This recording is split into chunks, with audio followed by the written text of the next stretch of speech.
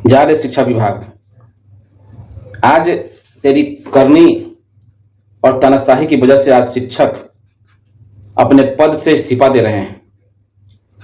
शिक्षा विभाग को अब इस पर गौर करने की आवश्यकता है कि आखिर शिक्षक इस्तीफा क्यों दिए, जब शिक्षक ने कोई गलती की ही नहीं।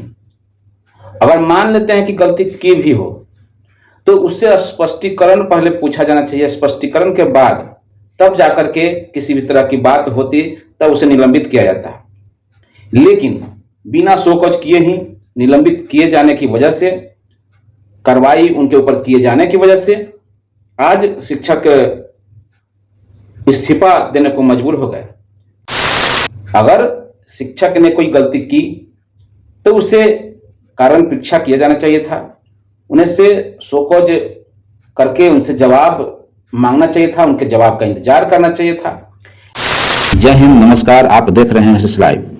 मेरे चैनल पर नए हैं तो चैनल को सब्सक्राइब करके बेल आइकन दबाना न भूलें। जब बिना वजह से किसी भी शिक्षक को अगर निलंबित आप करेंगे, आप जानते हैं कि शिक्षक एक प्रतिष्ठित पद है और उस पद पर बने रहने वाले हर कोई गलत नहीं होते हैं। उस पद पर बने रहने वाले अपनी गरिमा को अच्छी तरह से समझते हैं और उस गरिमा को मेंटेन भी करते हैं, उस गरिमा को वो बनाकर रखना भी चाहते हैं। लेकिन कुछ पदाधिकारियों को अभी जो शिक्षा सचिव है शिक्षा विभाग के, उनके द्वारा जो पत्र जारी हुआ, सभी लोगों को एक हथियार मिल गया शिक्षकों को तंग करने के लिए, शिक्षकों को अपमानित करने के लिए। एक वह पत्र हथियार मिल गया जो जांच के नाम पर आज जो कार्रवाई की जा रही है विभिन्न तरह से, वह काफी दुर्भाग्यपूर्ण है। बिहार के आम जनता से हम बार बार अपील करते हैं कि इस तरीके के कार्रवाई से कहीं ना कहीं ये सरकार की तानाशाही को दर्शा रहा है। अगर शिक्षक ने कोई गलती की तो उसे कारण परीक्षा किया जाना चाहिए था, उन्हें से शोकज करके उनसे जवाब मांगना चाहिए था, उनके जवाब का इंतजार करना चाहिए था। लेकिन बिना जवाब का इंतजार किए हुए उनके ऊपर डायरेक्ट कार्रवाई किया जाना, यह दुर्भाग्यपूर्ण है। और यही स्थिति रही तो कोई भी इंसान अब शिक्षक बनना नहीं चाहेगा। शिक्षक अब शौक की नौकरी नहीं रह गई है। शिक्षा लोग शौक से देने के लिए नहीं आ रहे हैं। बेरोजगारी इतनी बढ़ी हुई है, मजबूरी है, इस लाइन में आ रहे हैं। और आज अर्थ युग है, अर्थ युग में बिना पैसे के कोई काम नहीं होती है।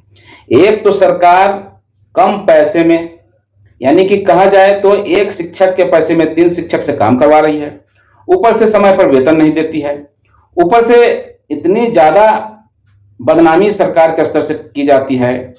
सरकार के द्वारा शिक्षकों को इतना ज्यादा दोषी करार दिया जा रहा है।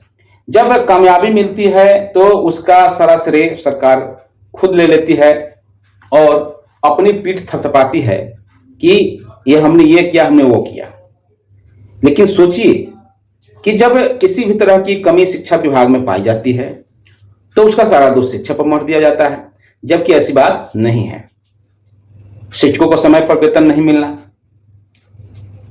और शिक्षक जब समय पर उन्हें वेतन नहीं मिलेगा तो मानसिक रूप से वो परेशान होते हैं, क्योंकि उसमें उनके बच्चों की पढ़ाई, बूढ़े माँ बाप की दवाई और बहन बेटियों की सगाई, ये सारे चीज उसके अंदर छुपी होती है।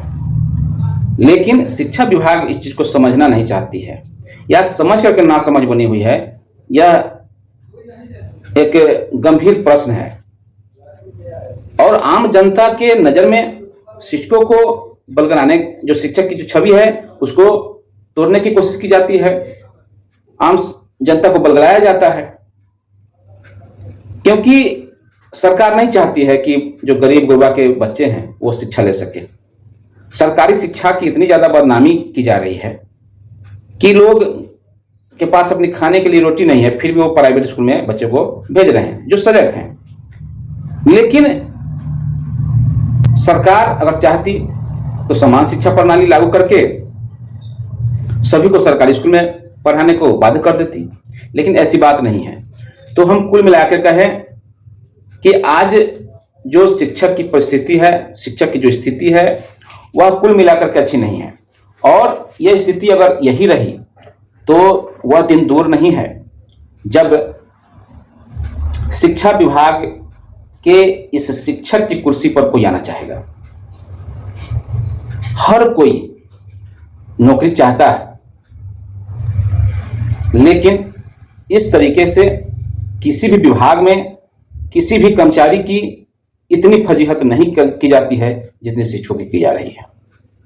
शिक्षक एक प्रतिष्ठित पद है और उसकी गरिमा होती है, और उस गरिमा को बार बार सरकार के द्वारा तार-तार किया जाता है, और उनकी जो मान है, सम्मान है, उन्हें ठेस पहुंचाने का काम किया जाता है। तो आप सभी तमाम शिक्षकों से आग्रह रहेगा कि आप लोग धैर्य नहीं खोएं और इस तरीके से इस्तीफा नहीं दें, क्योंकि हम आप सभी लोग जान रहे हैं कि सरकार की क्या नीति है, कुनीति है। तो इतना जल्द धैर्य नहीं खोएं। हमें एक दूसरे से सीखने की आवश्यकता है, एक दूसरे से आपस में जुड़ करके मजबूत बंधन बना के चलने की आवश्यकता है। इस सरकार से डरने से कोई जरूरत नहीं है। हम लोग एक संवैधानिक जो लड़ाई है उससे भी लड़ेंगे, और सड़क से लेकर सदन तक जो भी लड़ाई संभव है लोकतंत्र की गरिमा को बचाते हुए वो हम लोग करेंगे। भले ही लोकतंत्र की हत्या इस बिहार सरकार के द्वारा की जाती है। अब देखिए कि जब शिक्षक छुट्टी लेकर के, सीएल लेकर के आंदोलन में सम्मिलित हुए, अभी तक ऐसा कभी नहीं हुआ। जब भी हुआ तो आंदोलन में लोग जाते भी थे, स्कूलों में अपनी उपस्थिति भी दर्ज कर लेते थे, लेकिन इस बार ऐसा नहीं हुआ। इस बार अगर देखा जाए तो जितने लोग सम्मिलित हुए वो सभी लोग सीएल लेकर के उस दिन आंदोलन में सम्मिलित हुए, और उसके बावजूद बिहार सरकार के आला अधिकारियों के द्वारा एक आदेश इस तरह का जारी किया गया, और वो भी आदेश तब जारी किया गया जब सरकार ने वार्ता के लिए बुलाने की बात भी कह दी। शिक्षक नेताओं को वार्ता की पहल की बात भी सूचना मिली, और लोगों ने धरना प्रदर्शन को समाप्त भी कर दिया। लेकिन शिक्षा विभाग के जो अधिकारी थे उनके द्वारा एक पत्र निर्गत किया गया, जिसके द्वारा फोटो वीडियो को भी संलग्न करते हुए जो वीडियो कॉन्फ्रेंसिंग के माध्यम से बातें रखी गई, और जिला शिक्षा पदाधिकारी को निर्देश दिया गया। उसके आलोक में विद्यालयों से यह पता लगाया गया कि कौन कौन लोग सीएल में थे, और जो सीएल में थे वो हड़ताल में थे कि नहीं थे। तो इन सारी चीजों को पता लगाते हुए उनके ऊपर कार्रवाई का पत्र निकाल दिया गया डायरेक्ट। ना उनसे शोकॉज किया गया और न ही उनका कारण जानने का कोशिश किया गया। बस निलंबित का आदेश दे दिया गया कि आप जो सर्विस कंडिका का नियमावली है उसका उल्लंघन कर दिए।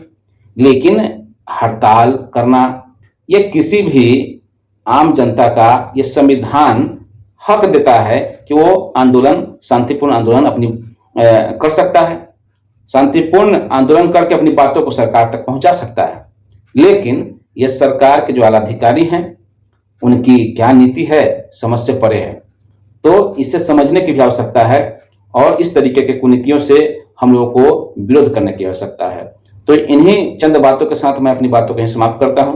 वीडियो अच्छा लगे तो वीडियो को ज्यादा से ज्यादा शेयर कीजिए। धन्यवाद। जय हिंद, जय भारत, जय शिक्षक।